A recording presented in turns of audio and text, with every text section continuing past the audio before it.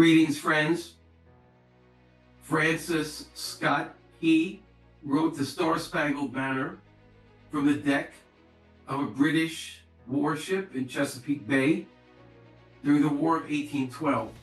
His poem was put to music and became the U.S. national anthem, which describes in dramatic terms how the flag still flew over Fort McHenry. Each stanza ends with the words, "The land of the free and the home of the brave." Last week, the bridge named after Francis Scott Key collapsed after being rammed by a container ship.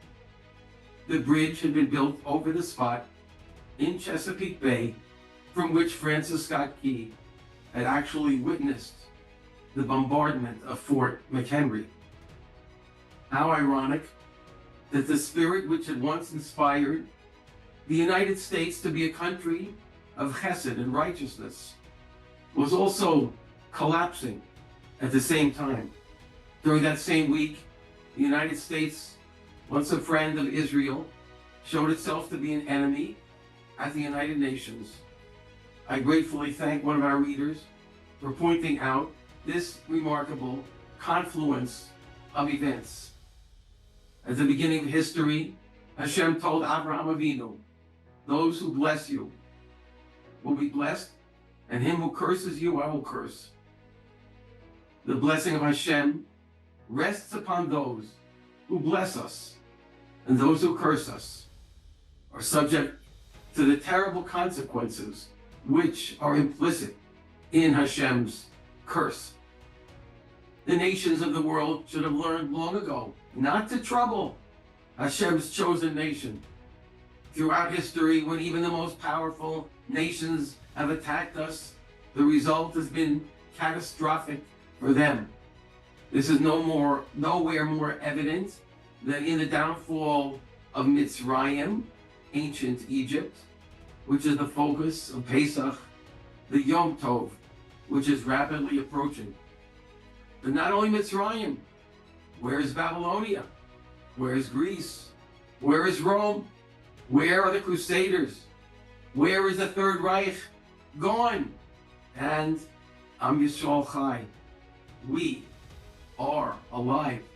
Granted, we are weaker and smaller than every other nation, but we are Hashem's chosen people, and He watches over His children.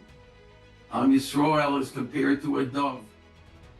Here's a quote from Rav Tzvi Pesach Frank Zatzal, as quoted in the book War and Redemption. Quote, "A dove is a weak creature lacking the strength to face her persecutors. However, by using her wings, she rises above all other creatures and is thus saved. So too the Jews have no strength to withstand their enemies, because they are the smallest of all nations. But they lift themselves up through Torah and mitzvos, and thus they are saved." Klal Yisrael's only means of salvation is through a spiritual ascent via Torah and mitzvos. End quote. Frankly, I was surprised when President Biden and much of the Western world supported Israel in the first days of the war, which began October 7th. This support did not fit the scenario, because it is predicted that in the days before Mashiach, the entire world will surround us and attack us. But now the true character is being revealed. The United States and many of our former friends have turned upon us and abandoned us. The result cannot be good for them. Is it a coincidence that the very week in which the United States abandoned Israel in the United Nations, the bridge representing, quote, "the land of the free and the home of the brave," collapsed? Over recent years, the ideal of chesed and righteousness, which the United States once represented, has been weakening. Certain athletes, for example, choose to sit down when the Star-Spangled Banner is played at sporting events. The spirit of unity and kindness, which once motivated America, is collapsing In 1948, President Harry S. Truman recognized the state of Israel, despite strong opposition from within his own administration. Please listen to his magnificent words.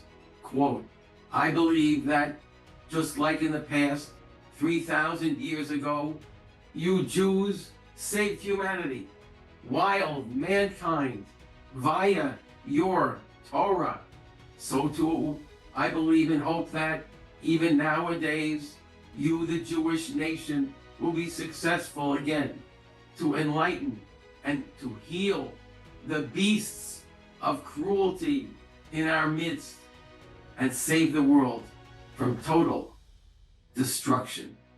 End quote. These are the words of a non-Jew who recognizes the Kedusha of Am Yisrael. And he recognizes that that Kedusha is the only power which can save the world.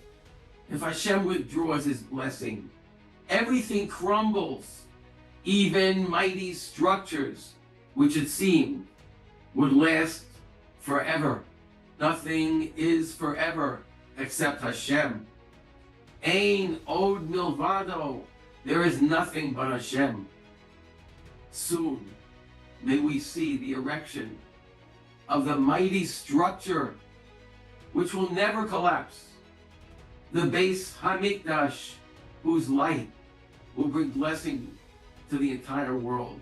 Then the evil ones will be powerless in the new world, which is just over the horizon. Good Shabbos.